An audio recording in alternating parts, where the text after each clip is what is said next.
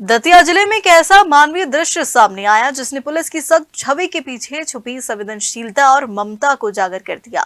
मामला फूलरा ग्राम स्थित कंजर डेरा का है, जहां वैध शराब की दुकान पर पुलिस और आबकारी विभाग की संयुक्त टीम कार्रवाई के लिए पहुंची थी। जैसे ही टीम कंजर डेरा पहुंची, वहां मौजूद महिला और पुरुष पुलिस को देखकर फरार हो गए।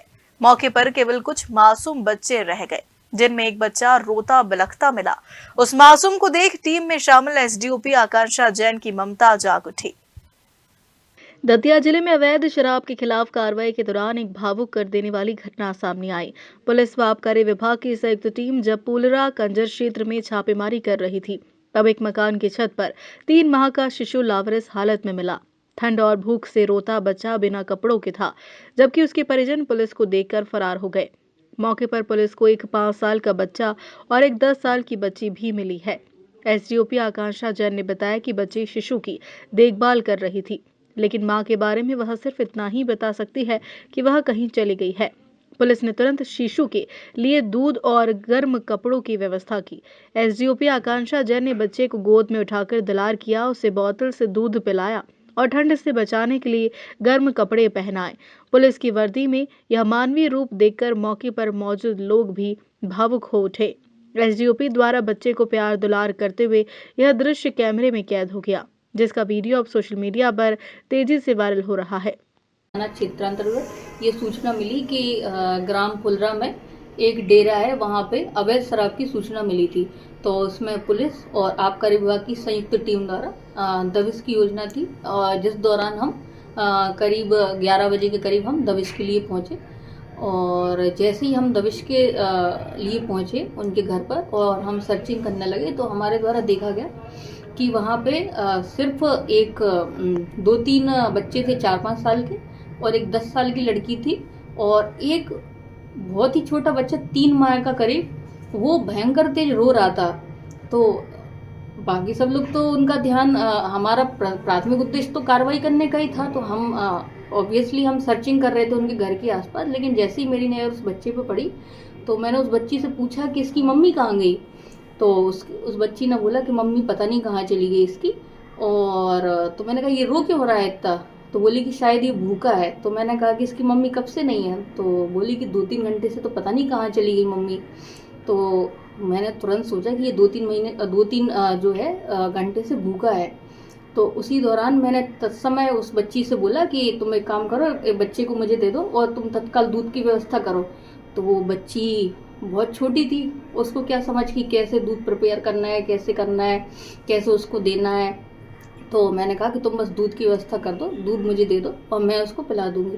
सो मैंने उसको बच्चे को तत्काल अपनी गोद में लिया। उसको मैंने पहले तो सहज महसूस कराने के लिए उसको दुलार दिया, उसको थोड़ा प्यार दिया, उससे थोड़ी बातचीत करने की कोशिश की कि कुछ नहीं होगा बेटा, मैं हूँ तुम्हारे साथ, तुम चिंता नहीं करो, मैं हूँ, कुछ नहीं हुआ।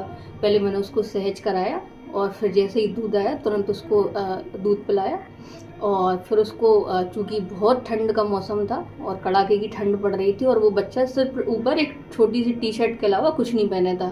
तो मुझे लगा कि ये तो ठंड में बहुत इसकी स्थिति ख़राब हो जाएगी। तो तत्काल ही जो है उसके लिए गर्म कपड़ों का प्रबंधन किया, और गर्म कपड़ों के प्रबंधन के बाद उसको कंबल वगैरह उड़ाए गए, और उसके बाद फिर उसके लिए सॉक्स, ऊनी कपड़े ऊपर नीचे के, उसके लिए टोपा की व्यवस्था की गई।